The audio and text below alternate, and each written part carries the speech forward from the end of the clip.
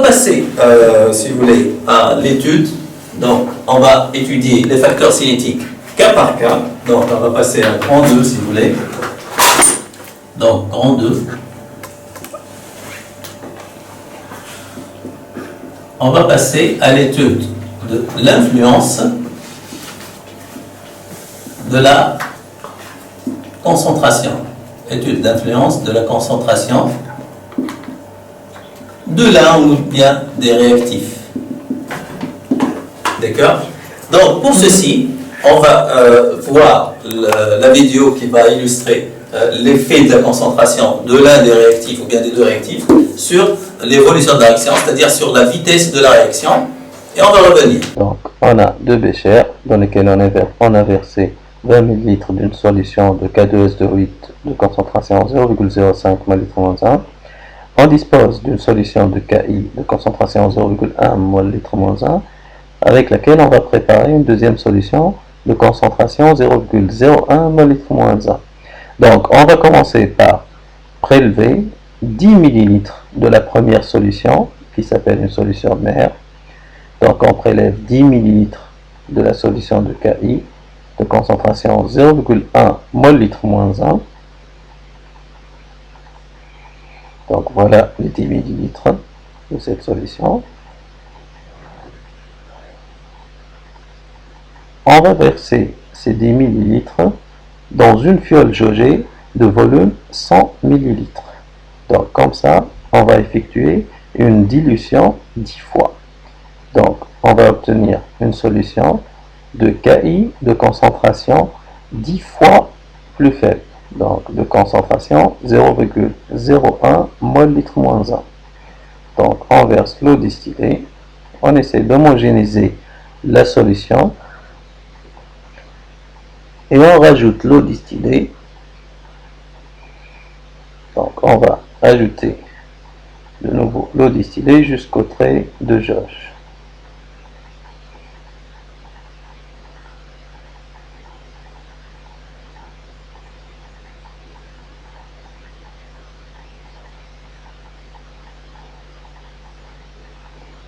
Voilà, donc on va homogénéiser la solution.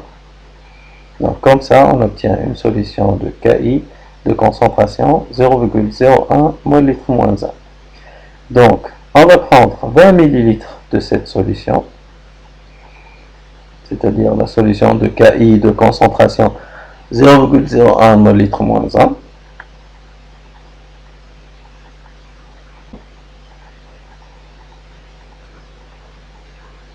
On va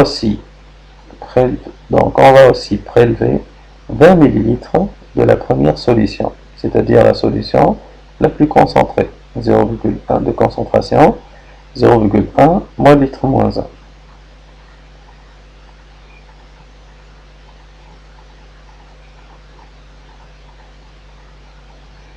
Voilà, donc comme ça, on a 20 ml de chaque solution. On va verser le contenu des deux éprouvettes simultanément dans les deux béchers. Donc, vous remarquez bien que le premier bécher dans lequel on a versé la solution de KI de concentration la plus élevée, dans ce bécher, la couleur jaune apparaît avant l'autre. Donc, vous voyez bien que la couleur dans le premier bécher est plus intense que dans l'autre bécher. Et on va atteindre la couleur brune dans le premier bécher avant le deuxième bécher. Donc, ça prouve que la concentration de l'un des réactifs ou bien des deux réactifs est un facteur cinétique. Donc, toujours, on a le premier bécher contenant la seule 20 ml de KI de concentration la plus élevée, c'est-à-dire 0,1 mol/1. La réaction dans le premier bécher évolue plus rapidement. Donc, pour étudier l'effet de la concentration, on va réaliser, si vous voulez, 3 expériences. Donc, l'expérience E, on a la concentration de I-0 égale à 0,1. Dans la deuxième expérience, on va varier uniquement la concentration de I-, donc ce sera 0,01, c'est-à-dire inférieur au premier cas, à celle du premier cas. Donc, la troisième, la concentration de I-, c'est 0,001 mol litre moins 1. Donc, c'est la concentration la plus faible. On va garder la concentration de S2O8 constante. Donc, par exemple, on va prendre 0,1 mol litre moins 1. Donc, là aussi, c'est 0,1 mol litre moins 1. Et là aussi, c'est 0,1 mol litre moins 1. Donc là, on a varié uniquement la concentration initiale de I-, des ions iodure. Comme vous avez remarqué, donc, vous avez vu que la couleur dans le premier cas, bien sûr, à n'importe quel instant, donc on a démarré les trois expériences en même temps, au même instant, donc quel que soit l'instant T, la couleur dans le premier cas, elle est plus foncée que dans le deuxième cas, qui est elle aussi plus foncée que le troisième cas, la troisième expérience. Et on atteint aussi, on a un autre repère, si vous voulez, c'est qu'on a atteint la couleur brune au début, donc plus rapidement, si vous voulez, dans le premier cas, dans le cas de l'expérience 1. Donc la concentration de I2, cas de l'expérience 1, la concentration de I2, cas de l'expérience 2, et la concentration de I2 dans le cas de l'expérience 3. Donc, bien sûr, à l'état initial, donc AT égale à 0, AT égale à 0, et là AT égale à 0. Donc, on remarque que là c'est supérieur, et là aussi c'est supérieur. Donc, qu'est-ce qu'on peut déduire? On peut déduire facilement que la vitesse dans le cas de l'expérience 1 est supérieure à celle dans le cas de l'expérience 2, qui est supérieure à celle dans le cas de l'expérience 3. D'accord? Donc, puisque l'évolution de la concentration, si vous voulez, elle est plus importante dans le cas de l'expérience 1 que celle dans l'expérience 2, que celle dans l'expérience 3, donc la vitesse V1 est supérieure à V2 et supérieure à V3. Donc, qu'est-ce qu'on peut conclure? Qu'est-ce qui a changé ici dans les trois cas, dans les trois expériences? C'est uniquement, là, vous voyez que c'est une constante. Bien sûr, on a modifié rien d'autre que la concentration de I-.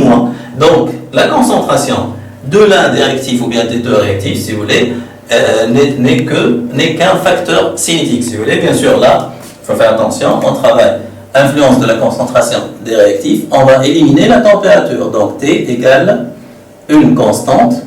Et dans les trois cas, on n'a pas utilisé un catalyseur, si vous voulez. Donc, on est toujours dans les mêmes expériences. L'unique variable, c'est la concentration de ce réactif qui est les ions iodure. Donc, le responsable de cette comparaison, si vous voulez, de cette inégalité entre les vitesses, V1 supérieur à V2 supérieur à V3, V1, bien sûr, correspond à la concentration la plus élevée de I-, et V3, si vous voulez, correspond à la concentration la moins élevée. Donc, ceci va nous permettre de dire que la concentration, bien sûr, des réactifs, donc la concentration des réactifs est un facteur cinétique. D'accord? Donc la concentration des réactifs est un facteur cinétique. Merci, et on va parler des deux autres facteurs cinétiques dans une autre séquence. Merci et à très bientôt.